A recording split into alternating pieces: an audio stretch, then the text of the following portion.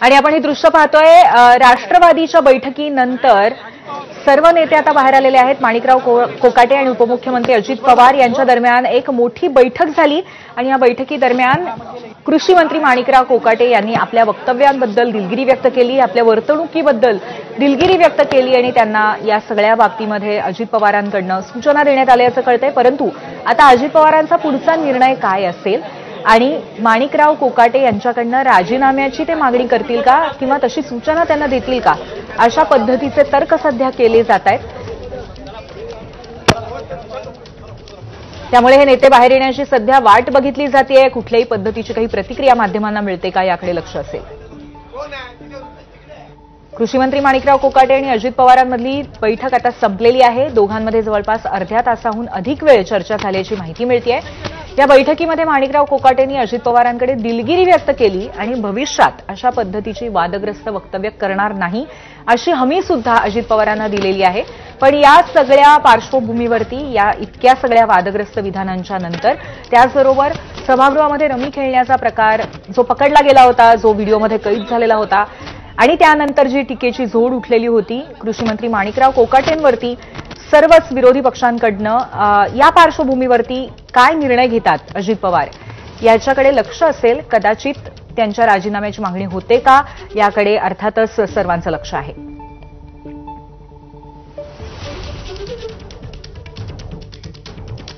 आपले प्रतिनिधी निलेश बुधावले आपल्याला अधिक माहिती देतील। निलेश, आता बैठक संपली आहे त्यामुळे या दरम्यान काही निर्णय झालाय का किंवा नक्की कल अजित पवारांचा कुठल्या दिशेने याबद्दल काही कळतंय का?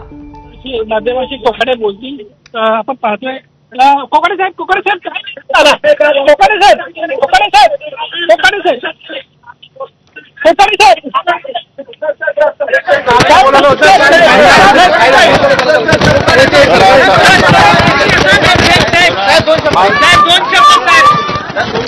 आजच्या बैठकीमध्ये काय झालं, तुम्ही काय स्पष्टीकरण दिलं?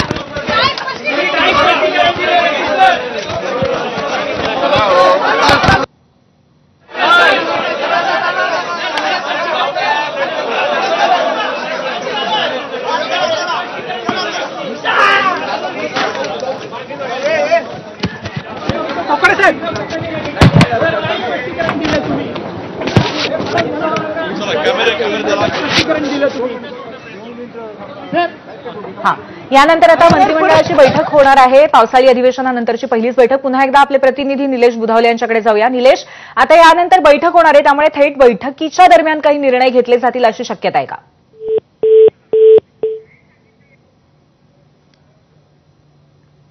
किंबहुना ते इथून पुढे बैठकीला जाणार आहेत का, हा सुद्धा महत्वाचा मुद्दा। आपला संपर्क तुटलेला आहे। आपले प्रतिनिधी निलेश बुधावले थोड्या वेळाने पुन्हा एकदा आपल्याबरोबर जोडले जातील। परंतु आता महत्वाचा मुद्दा असा आहे की आज जी राज्य मंत्रिमंडळाची बैठक होतीये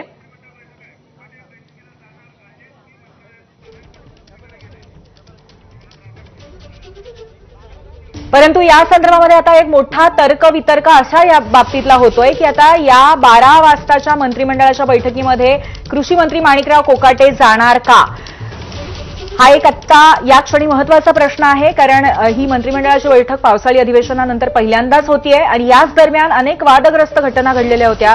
कृषी मंत्री माणिकराव कोकाटे यांनी आधी केलेल्या वादग्रस्त वक्तव्यावरती सारवासारवी करताना आणखीन एक वादग्रस्त वक्तव्य केलं, त्याचबरोबर रमी खेळण्याचा प्रकार। आणि या पार्श्वभूमीवरती आपले प्रतिनिधी निलेश बुधावले आपल्या सोबत आहेत। निलेश, या सगळ्या बैठकीनंतर आता माणिकराव कोकाटे पुढच्या मंत्रिमंडळाच्या बैठकीला जाणार आहेत का? मंत्रिमंडळ बैठकीला माणिकराव कोकाटे दाखल झालेले आहेत। त्यामुळे राजीनाम्यासंदर्भात काय निर्णय घेतला हे अद्याप स्पष्ट झालेलं नाहीये। किंबहुना अजित पवार यांना देखील या सगळ्या विषयावर बोलणं टाळलेलं आहे। पक्षाचे सर्व जे महत्वाचे मंत्री आहेत ते देखील आता कॅबिनेट बैठकीला दाखल झालेत। या बैठकीनंतर माध्यमांशी कुणीही संवाद साधलेला नाहीये। माणिकराव कोकाटे यांच्या संदर्भामध्ये स्वतः अजित पवार बोलणार आहेत। त्यामुळे कॅबिनेट बैठक संपल्यानंतर माणिकराव कोकाटेंसंदर्भात अजित पवार काय बोलतायत ते पाहणं महत्वाचं असेल पूर्वी। त्यामुळे निलेश, आता माणिकराव कोकाटे मंत्रिमंडळ बैठकीसाठी दाखल झालेले आहेत परंतु मोठ्या प्रमाणावरती चर्चा मात्र त्यांच्या दरम्यान आणि उपमुख्यमंत्र्यांच्या दरम्यान झाली। आता पुढे या चर्चासत्राचा पुढचा भाग या बैठकीमध्ये सुद्धा होईल अशी कितपत शक्यता आहे आणि त्याचबरोबर मंत्र्यांच्या एकंदरीत कामगिरीच्या अनुषंगाने, वक्तव्यांच्या अनुषंगाने तिथे चर्चा होण्याची कितपत शक्यता आहे? त्यापूर्वी पक्षाचे प्रमुख जरी अजित पवार असले तरी हा सर्वस्वी निर्णय जो आहे मुख्यमंत्र्यांच्या हातात असणार आहे की काय मंत्र्याचा राजीनामा घ्यायचा की मंत्र्याला पदावर कायम ठेवायचं, या सगळ्या विषयासंदर्भामध्ये मुख्यमंत्री देवेंद्र फडणवीस निर्णय घेऊ शकतात. त्यामुळे अगदी काही क्षणांमध्ये या कॅबिनेट बैठकीला आता सुरुवात होईल आणि त्यानंतर मुख्यमंत्री या संदर्भात काय निर्णय घेत आहेत हे देखील कॅबिनेटमध्ये जाहीर होताना पाहायला मिळेल. माणिकराव कोकाटे यांच्या संदर्भात अद्याप कुठल्याही प्रकारचा निर्णय घेतला गेला आहे हे काहीच सांगण्यात आलेलं नाहीये. स्वतः माणिकराव कोकाटे यांना कुठल्याही प्रकारची प्रतिक्रिया दिलेली नाहीये. अनेक वेळा त्यांना विचारण्यात आलं की काय नेमकं स्पष्टीकरण दिलं किंवा काय आपण निर्णय घेतलेला आहे, मात्र माणिकराव कोकाटे यांना कोणत्याही प्रकारची प्रतिक्रिया न देता आता कॅबिनेट बैठकीला जाणं पसंत केलेलं आहे. तर जर माणिकराव कोकाटे यांच्या संदर्भात काही निर्णय घेतला असता किंवा अजित पवारांना त्यांचं जे म्हणणं आहे हे जर पटलं असतं तर नक्कीच माणिकराव कोकाटे यांना माध्यमांशी बातचीत केली असती. मात्र त्यांची ही जी शांतता आहे ही शांतता काही वेळामध्ये नेमका काय निर्णय घेणार आहे हे त्याचं एक द्योतक असू शकतं.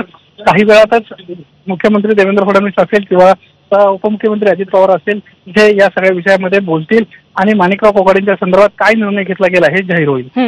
निलेश, पण एकंदरीत त्यांची जर बॉडी लँग्वेज आपण बघितली तर माध्यमांना पूर्णपणे टाळण्याचा आणि त्याचबरोबर घाईघाईने पुढे जाण्याचा त्यांचा प्रयत्न होता.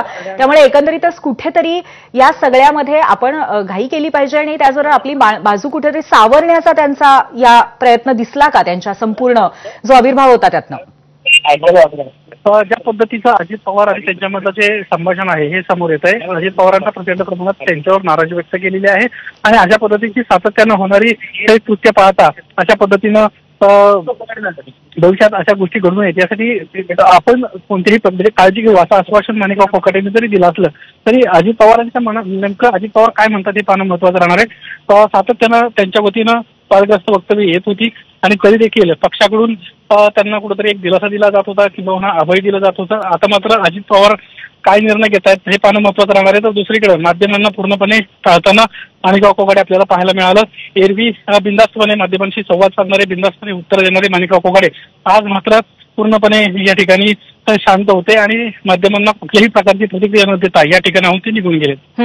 नक्कीच अगदी अघळपघळ बोलणारे आणि त्याचबरोबर त्यातूनच अशी वादग्रस्त विधानं ज्यांच्या मुखातून आपल्याला ऐकायला मिळाली ते आता मात्र अगदी गप्प असलेले पाहायला मिळालं निलेश.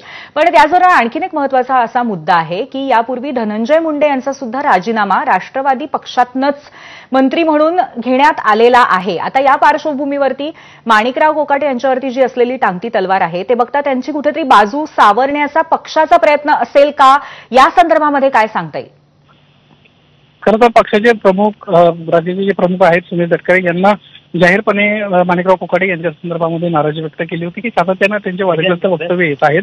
दुसरीकडे अजित पवार जे पक्षाचे राष्ट्रीय अध्यक्ष आहेत यांना देखील ते नाराजी मोठ्या प्रमाणामध्ये व्यक्त केली होती. असं सातत्यानं जर त्यांच्याकडून वक्तव्य होत असेल तर माफी नाही अशा पद्धतीची भूमिका त्यांनी घेतली होती. आज कॅबिनेट बैठक पार पडते, तत्पूर्वी प्री कॅबिनेट बैठक देखील झालेली आहे आणि या बैठकीमध्ये काय निर्णय घेतला गेला आहे हे काही वेळामध्ये स्पष्ट होणार आहे. त्यांची बॉडी लँग्वेज अतिशय महत्वाची आहे. कोणत्याही प्रकारची प्रतिक्रिया त्यांना दिलेली नाहीये. किंबहुना अजित पवार यांना देखील माध्यमांना टाळलं आणि ते दुसऱ्या दरवाज्यानं निघून प्री कॅबिनेटमधून निघून गेले हे देखील आपण पाहिलेलं आहे.